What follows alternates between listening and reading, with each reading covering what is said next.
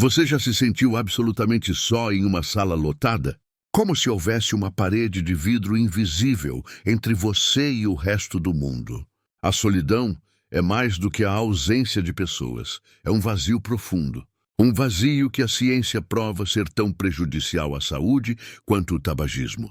Mas o que acontece quando esse isolamento não é apenas um estado passageiro, e sim uma prisão autoimposta, alimentada por um medo incontrolável de se machucar?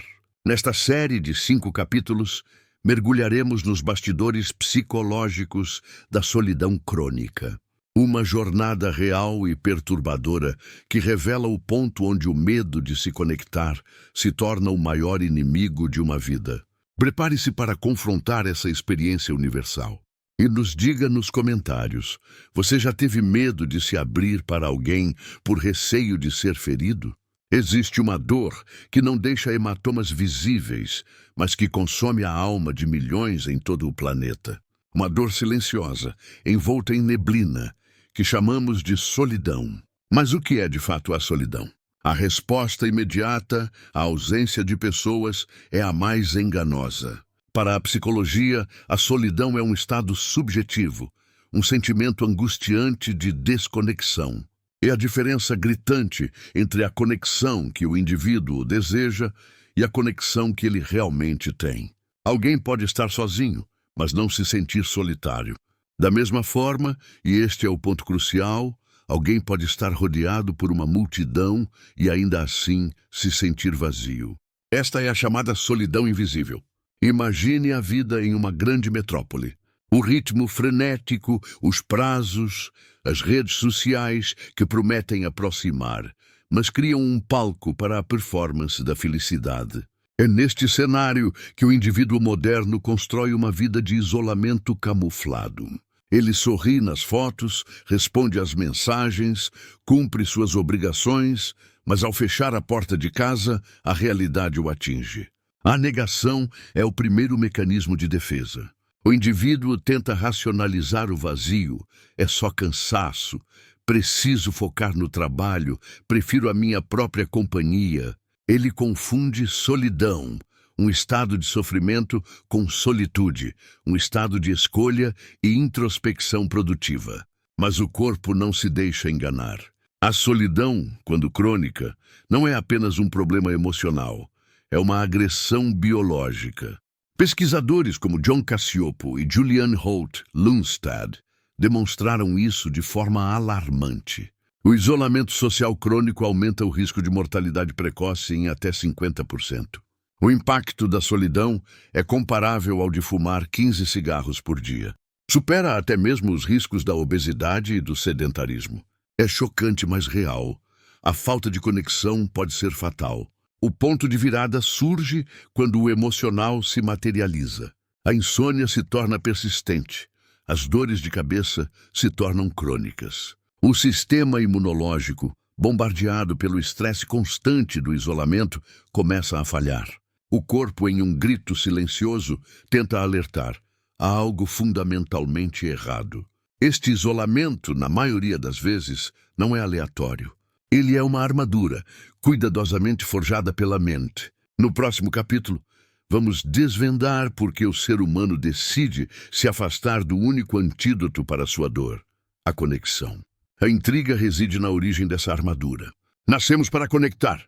Nosso cérebro, nossa fisiologia, tudo em nós aponta para a necessidade de pertencimento e de laços sociais seguros. Então, por que o medo da conexão se torna, para muitos, mais forte do que a própria necessidade de amar e ser amado? A resposta reside no trauma da vulnerabilidade. Para o indivíduo cronicamente solitário, o isolamento não é uma falha, é uma tática de sobrevivência. Em algum momento de sua vida, a pessoa experimentou uma dor emocional intensa, uma traição, um abandono, uma rejeição profunda. Essa experiência dolorosa e real é codificada pelo cérebro como um perigo existencial. A partir daí, a mente cria um princípio de defesa. Se a dor veio da conexão, a segurança só pode ser encontrada no isolamento.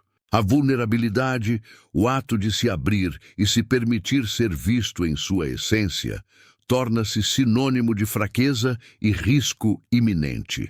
O indivíduo constrói então a sua armadura do medo. Essa armadura se manifesta no comportamento de diversas formas. O psicanalista e filósofo Stephen Gross argumenta que muitas vezes preferimos estar certos a ser felizes. No contexto da solidão, isso significa que o indivíduo prefere estar certo sobre a ideia de que todos vão me machucar, a arriscar ser feliz em uma nova relação. Essa lógica perversa alimenta a sabotagem social. O solitário crônico, no fundo, deseja desesperadamente a conexão, mas por medo age de maneira a afastá-la. Ele pode se tornar excessivamente crítico, exigente ou, inversamente, excessivamente agradável e superficial. Evita qualquer conversa que toque em um nível de intimidade genuína. Ele atrasa respostas, evita convites ou transforma cada interação em uma breve, porém segura transação. A luta interna é um drama de suspense contínuo. De um lado, o desejo pulsante por um abraço que conforta. Do outro, o pânico paralisante da rejeição. É uma guerra onde a mente, agindo como um tirano protetor, convence o coração de que é melhor sofrer a dor conhecida da solidão do que o risco desconhecido da mágoa. É aqui que o ciclo vicioso se fecha. A solidão gera estresse e uma percepção distorcida de ameaça no social. Essa percepção negativa faz com que o indivíduo se feche ainda mais. O fechamento diminui as oportunidades de conexão, aumentando o sentimento de solidão. Assim, o indivíduo se afunda em um poço que ele mesmo cavou, convencido de que está seguro, quando na verdade está sob ameaça mortal. A história que exploramos até aqui não é sobre um único caso, é sobre o medo que reside em todos nós, a dificuldade de baixar a guarda e a tentação de nos isolarmos. Antes de seguirmos para o ponto dramático desta jornada, eu pergunto a você que nos assiste: o que você viu até agora te tocou de alguma forma? Você já se pegou sabotando uma possível conexão por puro medo? Compartilhe sua perspectiva. Qual foi a maior armadura que você já construiu para se proteger da dor? O corpo humano é um sistema de alta fidelidade. Ele registra cada emoção, cada estresse, cada vazio. E quando a solidão se arrasta, quando ela se torna crônica, o corpo é forçado a declarar guerra. A intriga deste capítulo está na biologia da solidão. Como um sentimento pode ser tão destrutivo a ponto de se tornar uma crise de saúde física?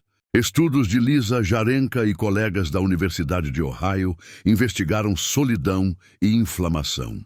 Indivíduos cronicamente solitários apresentam níveis mais elevados de proteínas inflamatórias no sangue, como a proteína C reativa. A inflamação crônica é um fator de risco para doenças cardiovasculares, diabetes tipo 2 e certos tipos de demência. O drama se intensifica com o cortisol. O isolamento social é percebido pelo sistema nervoso como uma ameaça contínua, uma situação de perigo iminente. Para nossos ancestrais, estar só significava ser vulnerável a predadores. Em resposta, o corpo inunda o sistema com cortisol, o principal hormônio do estresse. O indivíduo está vivendo em um estado constante de luta ou fuga. A longo prazo, essa sobrecarga de cortisol é devastadora. Desregula o sono, leva à fadiga crônica, prejudica a concentração e impacta a saúde mental. A solidão crônica está intimamente ligada ao aumento da ansiedade e depressão. Não é apenas que a pessoa deprimida se isola. A solidão é um potente gatilho para o declínio do humor e da cognição. O ponto de ruptura é quando a negação não é mais sustentável. A crise de ansiedade pode ser tão avassaladora que leva o indivíduo ao pronto-socorro, convencido de um infarto. Quando a imunidade cai tanto que uma simples gripe se transforma em um pesadelo de recuperação. O corpo força o indivíduo a confrontar a origem de sua dor, revelando o custo da sua armadura de segurança. A solidão neste estágio já não é um mero estado de espírito, é uma doença. Uma condição que exige a reversão de crenças profundamente arraigadas para ser curada. É preciso coragem para admitir que o mecanismo de defesa que deveria proteger estava, na verdade, matando. Se você chegou até aqui e se dedicou a ouvir esta análise profunda, eu agradeço grandiosamente a sua permanência. Sua atenção e interesse demonstram a sua própria busca por compreensão e conexão. Mas segure-se, o melhor desta história, o momento da virada, ainda está por vir.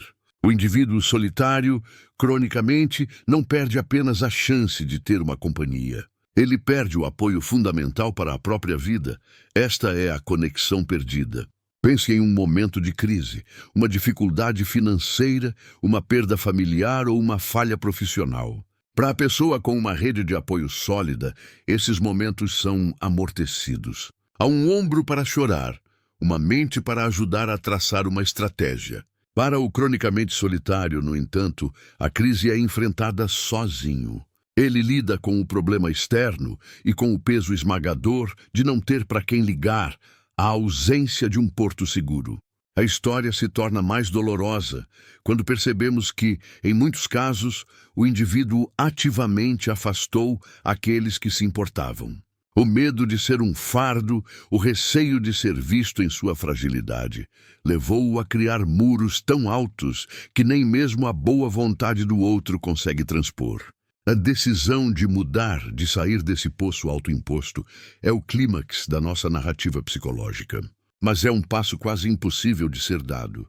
A psicóloga social Brené Brown nos ensina que o oposto da solidão não é a quantidade de pessoas, mas a qualidade da conexão. É preciso coragem para ser vulnerável, e coragem é o que mais falta em quem está acostumado a se proteger.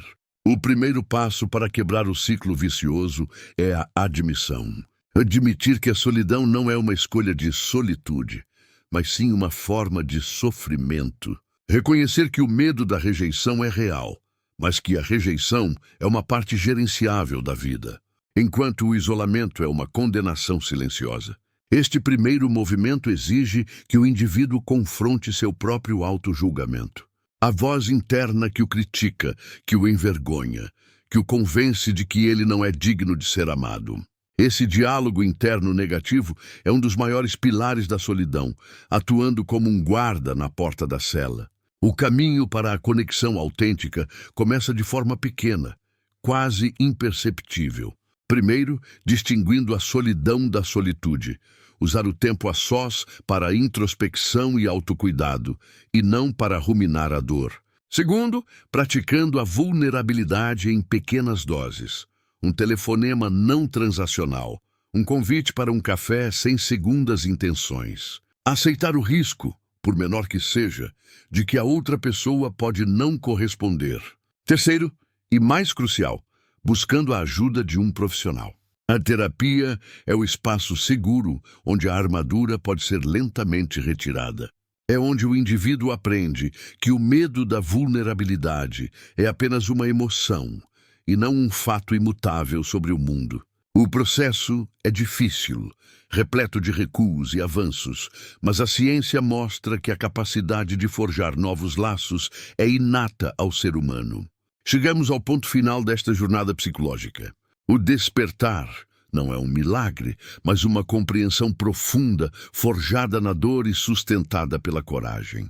A grande lição é que o objetivo não é eliminar o tempo a sós, é dominar a arte de transitar entre a solitude e a conexão genuína. A solitude, como define o psicólogo Donald Winnicott, é a capacidade de estar a sós na presença de outra pessoa.